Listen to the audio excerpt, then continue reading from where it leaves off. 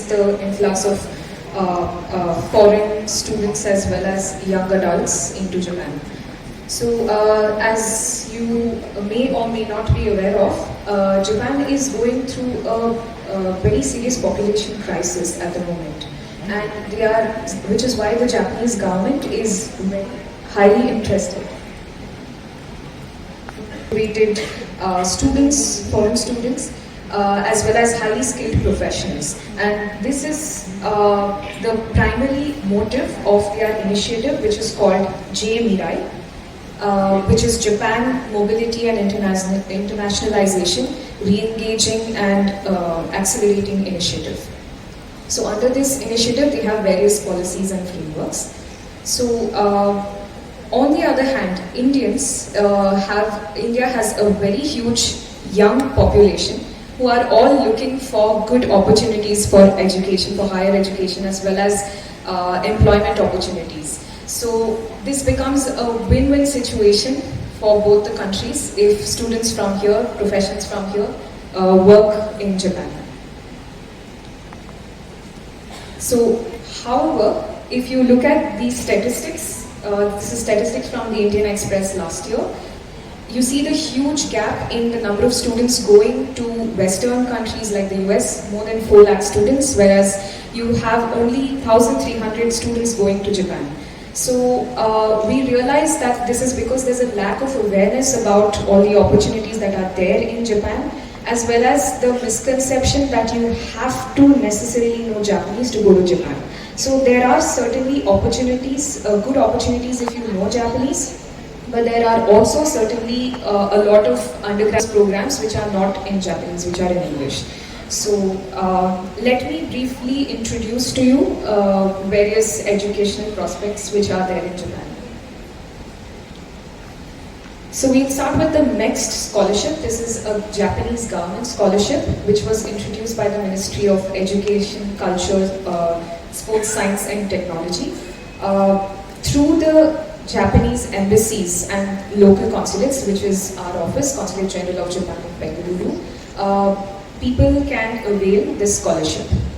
So the applications for the scholarship for the undergraduate program will be open in the month of April or May. So those of you who are interested, or if you know anyone else who's interested, please let them know that they can get all the related information on our official website as well as our social media pages.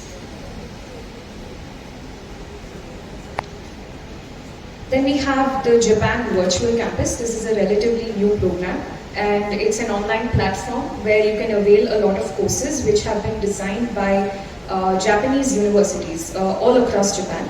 And these courses are available, majority of them are available for your viewing. You just need to register. And courses range from various topics. Then we have Study in Japan. Study in Japan is a very, very useful platform for those who are looking to go to Japan for higher education. So this platform offers extensive details on Japanese universities, on various other scholarships apart from the MEXT scholarship, as well as other additional details regarding where you can find accommodation in Japan, what are the living expenses like, what kind of paperwork you need to do. It's your guide for education in Japan. So please do visit all these websites for your information. This is the Asia Kakehashi project. So, or the Kakehashi in Japanese means bridge. So this is meant to serve as a bridge between Japan and all other Asian countries. And we start early with this program. We scout for students who are interested in Japan at a very young age, and it's a high school student exchange program. So about 100 students, including Indian students, are selected based on their academic achievement, the financial aid they require, and how much interest they have in Japan, the language and its culture. And these students get to live in Japan, attend Japanese high school for 5 months. They also get to live with a host family in Japan and experience the way life happens and the society in Japan. So we did have a student from Bangalore who went to Japan through the Asia Kakehashi project last year. Then we have lastly the Genesis program. So Genesis program is a youth exchange program for a period of 10 days where the delegation from the overseas delegation, they get to visit various parts of Japan and experience it through various facets of it. Ranging from its cutting edge technology to its history, culture, arts, subcultures and so on. So we had in 2022 and 23, my bad, we had about 30 Indians who went on the Genesis program to Japan. So we will now move on to opportunities for employment in Japan. So there are a lot of opportunities, as Professor Ashok Kumar Chawla also pointed out earlier. Opportunities range from technical field to non-technical field, from white-collar jobs to blue-collar jobs. And we will firstly start off with the technical field. So in the technical activities, we have various types of visa systems through which anyone can join the employ of a Japanese company in Japan. So we have the most common one, which is engineer specialist visa. About 25% of Indians go to Japan through this visa. All you need is a basic education. And then we have the highly skilled professionals. This is meant for those who bring a lot of innovation to Japanese industries or have certain skills or knowledge which are irreplaceable. So they get to have a few more incentives over the engineer visa. So they get to bring their family and so on. And then we have the specified skilled workers, the SSW scheme. So this is meant for about 12 to 16 fields, such as manufacturing, construction, agriculture, hospitality sector. It ranges across various different sectors. So for this, all we require is skill in that particular field and a very basic Japanese exam. So both of which will be tested for the applicants. So, and all of you are quite lucky that Bangalore City University Center for Global Languages offers this very Japanese course. So they offer a UG diploma in Japanese language for skilled workers. Now this has been established in cooperation with both the Ministry of External Affairs, Government of India, as well as Japan International Cooperation Agency. So we have a volunteer faculty from the Japanese faculty who will train Indians in the Japanese language, along with faculty from Bangalore City University.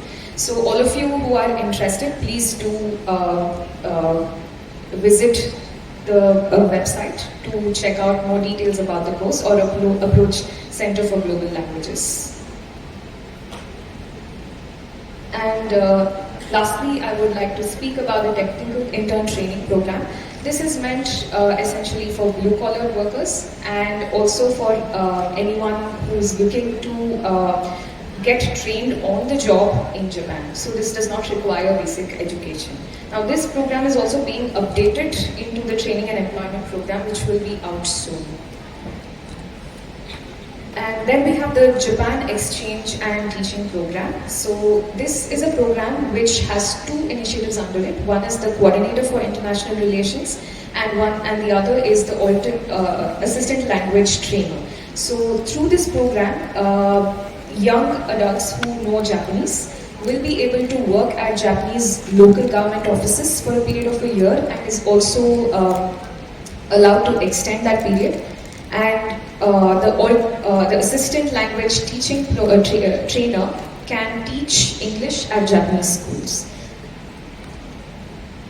And lastly, we have the JSKIP and JFIND. So JSKIP is similar to the highly skilled visa, but it has a lot more incentives and a lot more allowances.